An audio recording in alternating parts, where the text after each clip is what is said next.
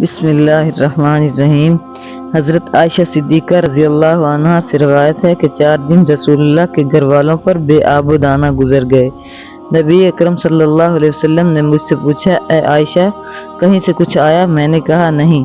اس کے بعد حضور صلی اللہ علیہ وسلم نے وضو کیا اور اللہ کی تسبیح کرتے ہوئے باہر تشریف لے گئے، کبھی یہاں نماز پڑھتے کبھی وہاں، اور اللہ سے دعا فرماتے۔ حضرت عائشہ فرماتی ہیں کہ تیسرے پہر حضرت عثمان آئے۔ انہوں نے پوچھا، اے ماں، رسول اللہ صلی اللہ علیہ وسلم کہاں ہیں؟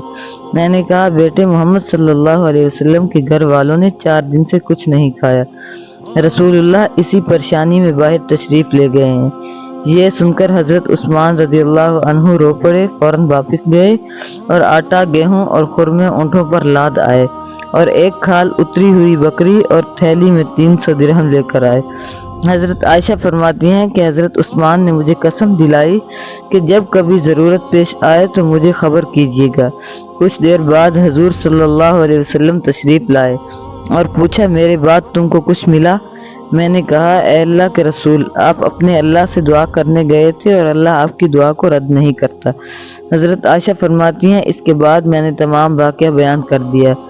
آپ یہ سن کر پھر مسجد میں چلے گئے اور میں نے سنا کہ حضور صلی اللہ علیہ وسلم ہاتھ اٹھا کر دعا فرما رہے ہیں، اے اللہ، میں عثمان سے راضی ہو گیا، تو بھی اس سے راضی ہو جا۔